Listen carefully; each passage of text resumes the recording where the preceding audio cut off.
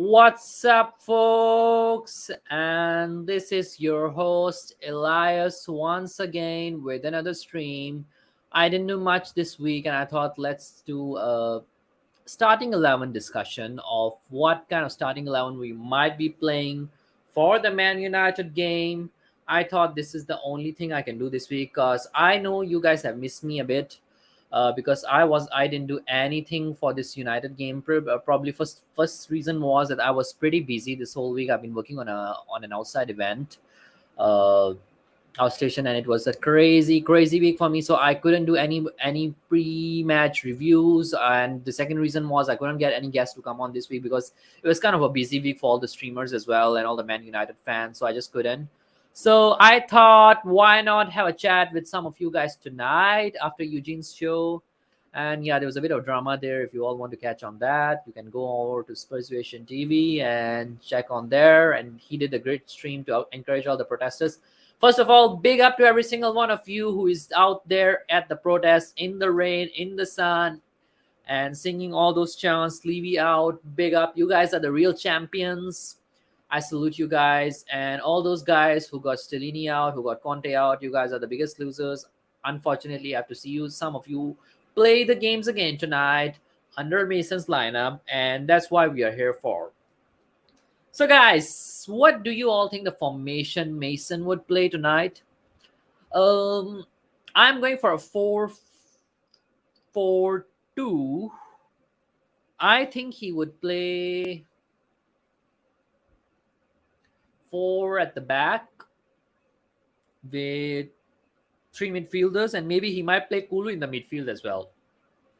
Kulu or Danjuma might play in the midfield, and then he'll play Son and Kane up front. In my opinion, he will play a very defensive game. He would not take risk with three at the back. I don't think three at the back is the kind of formation that any manager can just play, because it is a bit of a tricky formation to play for just any manager. I don't think Mason would play three at the back.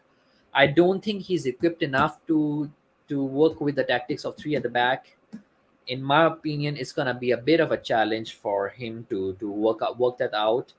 Uh, because I guess it's a confidence thing as well. So in I think he would play four at the back again, with what happened last week, and let's see what result it would give. By the way, there's not much difference between three at the back and four at the back, but in my opinion, it's gonna be three. It's gonna be a 4-4-2. But it would be interesting who would Mason play as the fourth midfielder, like 4-3-3. We saw he played Sar, he played Højbjerg, and he played Skip. But if he were to play four in the midfield, it would be really interesting to see like what kind of formation he can play there. Or he can also play 4-2-3-1, meaning we might see four at the back. Then you might see two midfielders like Kane. Sorry, you might see you might see 4-2-3-1 would look like four at the back, and then you have Højbjerg and Skip as the deep midfielders. Then you might see Danjuma behind Kane, maybe, and Son on the left wing, Kulu on the right wing, and Kane up front. That could be another formation he can play. Uh, 4-2-3-1 might look something like that.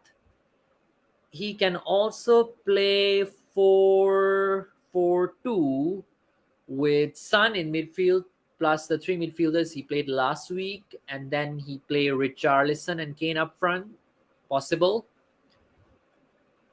There are a lot of possible formations as always, but now I'm trying to think what kind of formation I would prefer, and my preferred formation would be 3-4-3, because I think that's the best we can do with the current situation that we are in. Because no other formation would work for us given the kind of defense. I think we saw four at the back just doesn't work for us, but I don't think Mason is equipped enough to play 3-4-3. So it's a really tricky one. Like I prefer 3-4-3. 3-4-3 is like the best formation we can play with the current set of players that we have. But Mason, nah, he's not equipped enough. So I will say 4-4-2,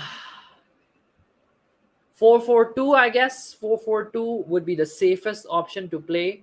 Four at the back would be Poro, Romero, Dyer, and Perisic. And then I'll play Sar,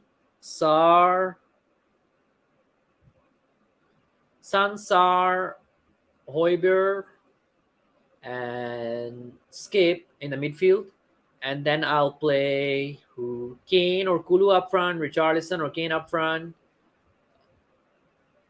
then Yuma or Kane up front. That would work, I think, for us. And I think the lineup should be out now. So let's see what has Ryan Mason done with the Spurs lineups. And okay, we have the lineup. Okay, we have the lineups here.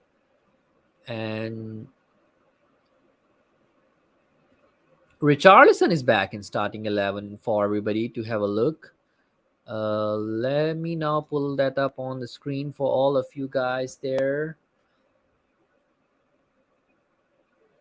Let me do it, guys. Let me do it for you all. Lineup is here. Lineup is here.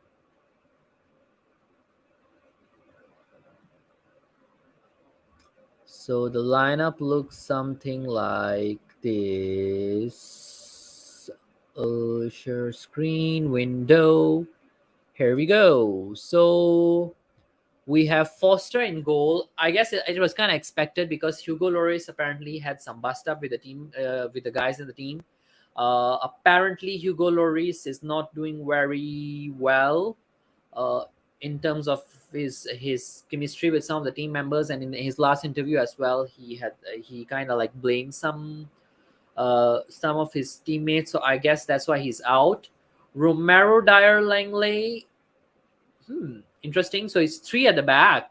Wow, Mason is trying three at the back with Pedro Porro and Perisic in the as wing backs, Hoiberg and Skip in the midfield, Son, Kane, Richarlison. Wow, I am surprised that actually Mason is taking this step. I guess he has learned how to play three at the back from Conte, working with Conte over the last few months and all that. And it's a good thing that yes, he's confident trying something different. 3-4-3. I guess that's the that is one of the best formations that can be worked out with this current squad. And it will be interesting to see what how they perform with that three in the back.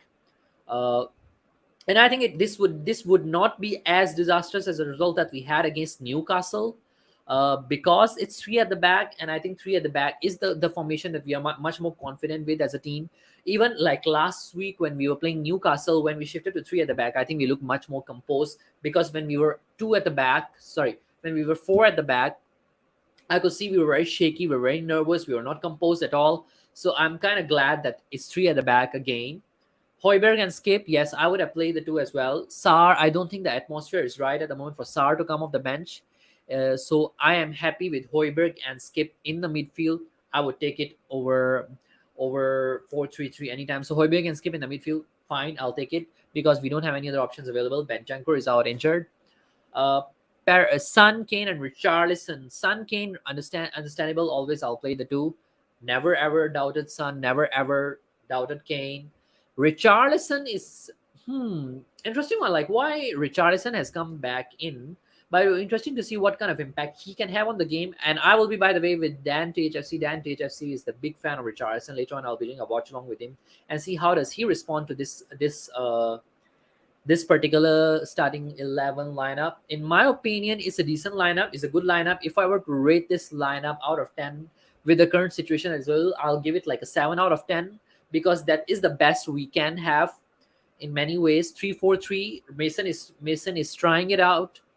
I applaud him that yes, he is trying it out, but I hope he gets the tactics for 3-4-3 right. He doesn't make those tactical mistakes in 3-4-3. But I guess even if he doesn't make it right, the players sort of know what their roles and what kind of positions they are supposed to play in the 3-4-3, what kind of passes they are supposed to make, what kind of rotational play they can work out in 3-4-3. So it would be interesting to see what we see on the field now with Mason's tactics. And of course, we have seen Stellini, we have seen Conte play 3-4-3, but it would be definitely interesting to see what kind of 3-4-3 tactics Mason deploys. Uh, Substitutes, we have Brandon Austin, the goalkeeper. We have Tanganga, Sanchez, and guys, just give me a minute. I'm getting a call from overseas.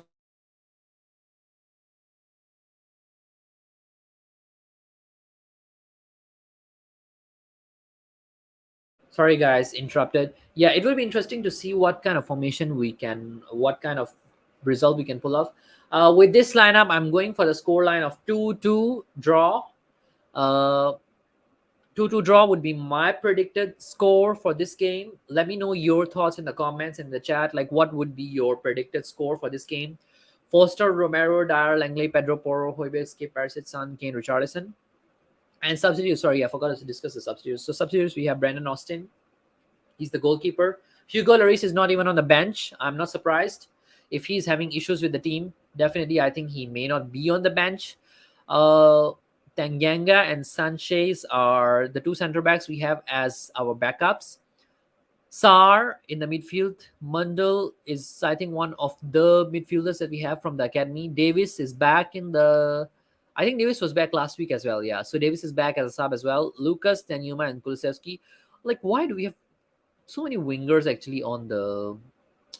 That's one thing. Like, we have too many attacking options on the bench. Like, you have three right wing players like Lucas. Okay, Danjuma kind of play like left wing. Kulusevski can play both sides. So we have an okay sort of substitutes as well.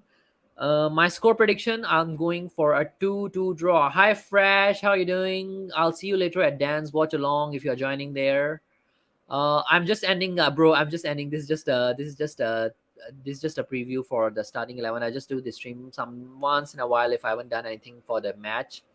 I'm just ending it in like 5 minutes. So yeah, I'm going for a 2-2 draw.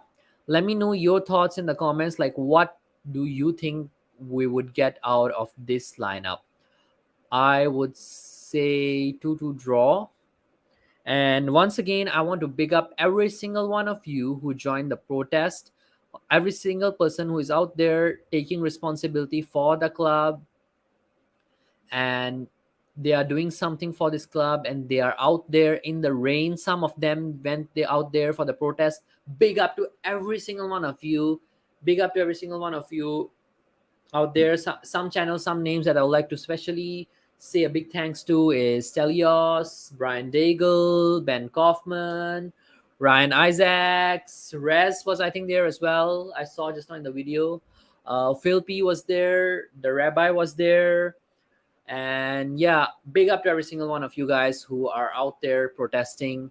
It's it's the best that we can do to take our club back. And as always, Leary out, and come on, you Spurs.